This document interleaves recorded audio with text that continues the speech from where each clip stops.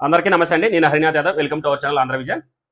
నిన్న పేర్ని నాని మాట్లాడుతూ రాష్ట్రంలో జరుగుతున్న కొన్ని సంఘటనల గురించి కావచ్చు, లేదంటే అసెంబ్లీలో జరిగిన కొన్ని విషయాల గురించి కావచ్చు, లేదంటే డెవలప్మెంట్ విషయం కావచ్చు, లేదంటే అప్పుల విషయం కావచ్చు, చాలా ఘాటుగా విమర్శించాడు.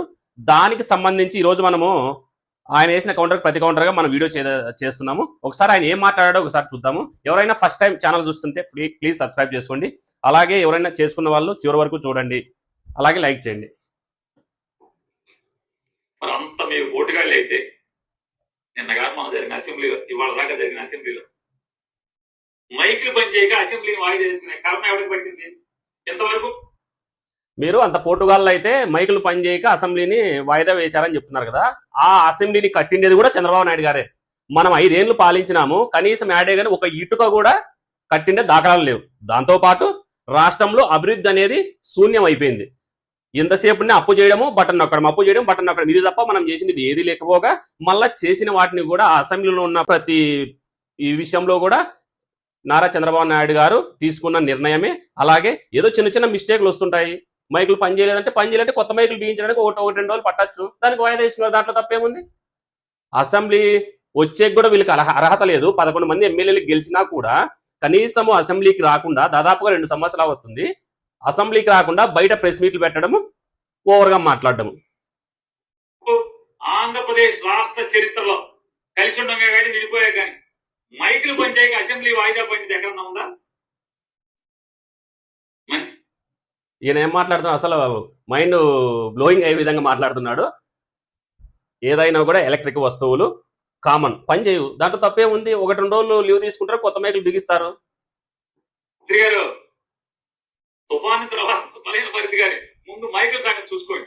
అసెంబ్లీ నడపడం చేత కాదు, ఇక్కడ ఎలక్ట్రానిక్ టెక్నాలజీని వాడి అసెంబ్లీ నడపడం చేత కాదంటే వీళ్ళకి అసెంబ్లీకి రావడానికి భయమయ్యి 11 అదే దాదాపుగా 50-60 సీట్లో లేదంటే గెలిచింటే కనుక అసెంబ్లీలోకి పోయి నానాకు రభస చేయడానికి అయితే బాగుంటుంది. శాసన మండలికి అయితే వెళ్తారు, శాసనసభకు రారు. ఎందుకు మరి? శాసన మండలి కూడా వెళ్ళకుండా ఉండొచ్చు కదా. అక్కడ ఎక్కువ మంది సంఖ్యాబలం ఎక్కువ ఉంది కాబట్టి ఇక్కడికి శాసన మండలికి వెళ్తారు. ఇక్కడ బలం లేదు కాబట్టి శాసనసభకు రారు. 5 ఏళ్లు రాష్ట్రాన్ని భ్రష్టు పట్టించి సర్వనాశనం చేసిన తర్వాత కూడా ఈయన ఎంత వికిలి శాస్త్రాలతో, ఎంత అభద్రతా భావంతో మాట్లాడుతున్నారో చూడండి. ఇంకేమేమి మాట్లాడతాడు, ఇంకా చాలా ఉన్నాయి ఈయనమే. వైర్లు వాడి లేదా దాన్ని మనకి మైకిల్ సంబంధించినటువంటి కంపోజర్లు వాడు, ఇంకోటి వాడు, అవి వాడడం చేత కాదు. టెక్నాలజీ మీకు అవి పనిచేయడం చేత కాదు. తుఫాను తగ్గించేస్తారు మీరు. ఇక మేము జనాలు నమ్మాలి. టెక్నాలజీ అంటే మైకుల్ని సెట్ చేయడమే టెక్నాలజీ అంట. అందుకే మీకు 11 సీట్లు వచ్చి మీ భవిష్యత్తు ఇలాగ ఉండేది. నారా లోకేష్ నాయుడు గారు మాటకి చెప్తాడు, పాదయాత్రలో చెప్పాడు. అసెంబ్లీలో, మొదటి అసెంబ్లీలో, 2వ అసెంబ్లీలో, 3వ అసెంబ్లీలో, ఎప్పుడు అసెంబ్లీ పెట్టినా డ్యాబ్ని పాడింది పాడరా అని చెప్పిన సామెతగా అదే పాడుతుంటాడు. ఏంటంటే జనవరి 1కి జాబ్ క్యాలెండర్, జనవరి 1కి జాబ్ క్యాలెండర్. పూర్వం ఎదురుకు గోడ మీద రాసుకునేది మోస్త్రీ రేపురా అని. సరే, లోకేష్ గారిని అయితే ఒకవేళ అంటున్నారు, ఓకే, కొంచెం అది పక్కన పెడదాము. మనం 5 సంవత్సరాల్లో ఎన్ని జాబులు ఇచ్చాము?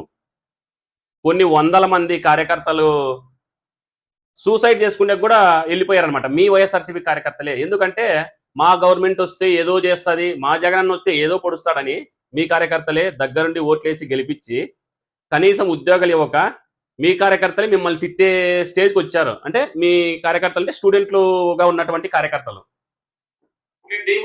చదువుకుని వాళ్ళతో మాట రేపు రమ్మని వెళ్ళిపోద్ది అనమాట. అట్లాగే ఎట్లా కొట్టుకెళ్తే, అట్లా కిరాణా కొట్టుకెళ్తే అప్పు రేపు అని కొట్టుకెళ్తాడు.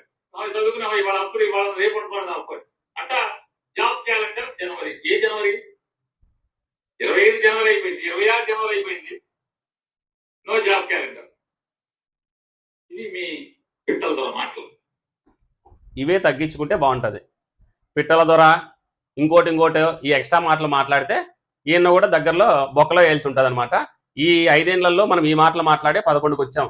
ఈసారి అవి కూడా రాకుండా సింగిల్ డిజిట్కే పరిమితం అయిపోతాం. కాబట్టి ఒళ్ళు దగ్గర పెట్టుకొని మాట్లాడితే బాగుంటుందని టీడీపీ కార్యకర్తలు చెప్తున్నారు. ఒక మంత్రి గారు మాట్లాడతారు అసెంబ్లీ సాక్షిగా. ఏమని మాట్లాడతారు? పేదలకు ఇంటి స్థలం ఇచ్చి జగన్మోహన్ రెడ్డి గారి ప్రభుత్వం 7,000 కోట్ల కుంభకోణాలు ఇరుక్కుపోయింది. నేను అడుగుతున్నా, 7,000 కోట్లు, కోట్లే 7,000 కోట్లు. నేను అడుగుతున్నా. 24 నెలలు అయింది కదా, ఒక్క కోటి కూడా పట్టుకోలేకపోయారా? 7,000 కోట్లు సమర్థత లేదా లేదా అని అడుగుతున్నాను. అన్ని సమర్థతలు ఉన్నాయి. వాళ్ళు డెవలప్మెంట్ మీద శ్రద్ధ పెట్టారు, మీ మీద ఇంకా పెట్టలేదు.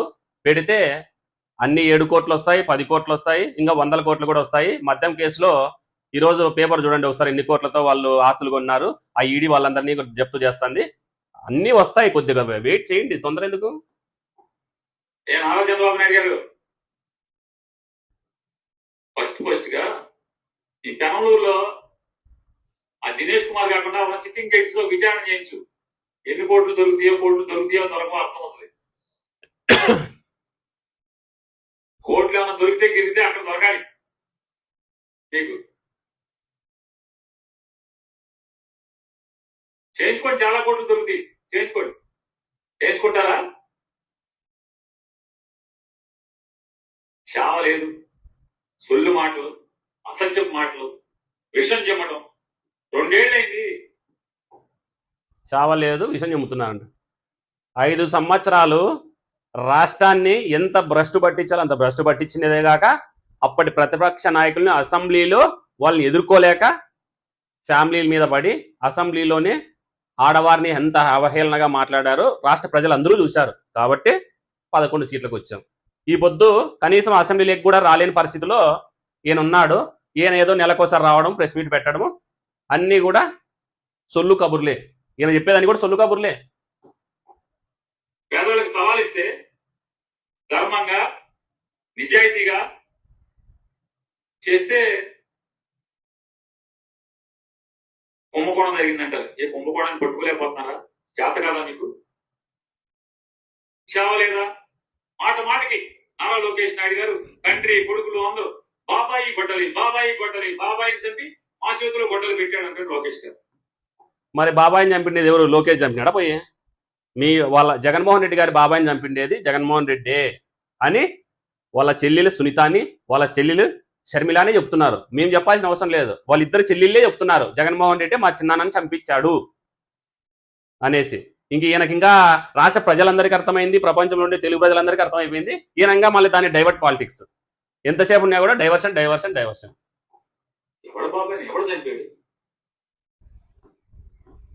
సీమరాజు అన్నట్టు వాళ్ళ బాబాయిని వాళ్ళే చంపుకున్నాం, మేము మీ బాబాయిని చంపామా, మా బాబాయిని మేమే చంపుకున్నాం అన్నట్టు జగన్మోహన్ రెడ్డి గారి బాబాయిని జగన్మోహన్ రెడ్డి గారే చంపించారు. ఎవరు బాబాయిని ఎవరు చంపలే, వాళ్ళ బాబాయిని వాళ్ళే చంపించుకున్నారు. కాబట్టి ఏదైనా కూడా రాష్ట్ర ప్రజలందరికీ తెలుసు. దాన్ని మళ్ళీ రిపీట్ చేసి మళ్ళీ మీరు నవ్వుల పాలు కావద్దండి. చెప్పండి, అసలు కొంచెం కూడా దేవుడు నా భయం నా లజ్జ అని చెప్పని మీకు ఆ లక్షణాన్ని మీకు పొందుపరిచాడా? 24 మాసాలు అయింది కదా సుమారుగా మీరు గవర్నమెంట్ లోకి వచ్చి. ఏ బాబాయ్ మటర్ని ఏం చేశారని అడుగుతున్నాను. జగన్ గారిని అది సిబిఐ ఎంక్వైరీలో ఉంది. 2 సంవత్సరాలు కూడా కాలే పార్టీ అధికారంలోకి వచ్చి 20 నెలలు కావస్తుంది. 20 నెలల్లో దర్యాప్తులు జరుగుతున్నాయి, సిబిఐ ఎంక్వైరీ జరుగుతుంది, అన్నీ జరుగుతున్నాయి. సునీత గారు దానిపైన ఫైట్ చేస్తున్నారు. ఏది కూడా అంత తొందరగా జరగదు, ఎందుకంటే పెద్దవాళ్ళ విషయం కాబట్టి. అది మీకు తెలుసు. కాకపోతే కప్పిపుచ్చుకోవడానికి ఈ మాటలు అంతే. లోపలికి వెళ్ళిపోతున్నారు బాబాయ్ మాటల్లో. సిగ్గు లేకుండా ఇంకా మాటకి బాబాయ్ గొడ్డలి బాబాయ్ చంపాడు జగన్. సిగ్గు శరం దేవుడు పెట్టలేదు అంటున్నా. పేర్ని నాని గారు ఈ ఎకశకలే తగ్గించుకుంటే బాగుంటది. ఎందుకంటే అధికారులు ఉన్నన్నాళ్ళు ఈ వల్గర్ మాటలు, ఈ బూతులు మాట్లాడే అన్నని సంఖ్య నాగిచ్చేసినారు మీ అన్నని. ఇప్పుడు మళ్ళీ ఇదే మాటలు మాట్లాడుతూ ఇంకా ఏదో 11 సీట్లు ఉన్నాయి ఈసారి 2029లో, అవి కూడా రాకోకుండా కేవలం జగన్మోహన్ రెడ్డి గారు ఒక్కరే గెలుస్తారు ఇలాగే కంటిన్యూ చేస్తే. కాబట్టి జాగ్రత్తగా మాట్లాడండి కొంచెం. తప్పు కదా ఇది, ఇంత నీచంగా హీనంగా మాట్లాడటం. ఏమని మీరు ఏం చేస్తున్నారంటే అడుగుతున్నా. ఇంకా అసెంబ్లీ సాక్షాత్తుగా అసెంబ్లీలో మాట్లాడతాం నారా లోకేష్ గారు. ఏం పీకారు మీరు 19 నుంచి 24 దాకా? 24లో ఏం పీకారు మీరు బాబాయ్ దాంట్లో చెప్పారు. బాబాయ్ చనిపోవడంలో బాబాయ్ అన్ని పీకుతారు. అన్ని పీకే కాలం దగ్గరలోనే ఉంది. అందరూ పీకినోళ్ళు అంతా కూడా సైలెంట్ అయినారు. నిన్నేం పీకలేదు కాబట్టి నువ్వు ఇంకా మాట్లాడుతున్నావు. నీకు కూడా దగ్గరలో ఏం పీకాలో ఏం చేయాలో అన్నీ జరుగుతాయి. ఈ విధంగా పేర్ని నాని గారు ఒళ్ళు దగ్గర పెట్టుకొని మాట్లాడితే బాగుంటుందని, దాంతోపాటు ఏది నోటికి వస్తే అది మాట్లాడడం మంచి పద్ధతి కాదు. అలాగే ఏదైనా మాట్లాడేటప్పుడు ఏం పీకారనో ఇంకోటనో లాంగ్వేజ్ కొంచెం మంచిగా వస్తే బాగుంటుందని. అలాగే 100% జగన్మోహన్ రెడ్డి గారి బాబాయిని చంపించింది జగన్మోహన్ రెడ్డి గారే అని ప్రపంచానికే తెలుసు. వాళ్ళ ఇద్దరు చెల్లెలు కూడా అదే చెప్తున్నారు. కాబట్టి దాన్ని పదే పదే చెప్పచ్చు, ఎందుకంటే చేశారు కాబట్టి. ఏదేమైనా కూడా రానున్న ఎలక్షన్లో వీరికి ఇంకా తగిన బుద్ధి చెప్పాలని కోరుకుంటూ థ్యాంక్ యూ.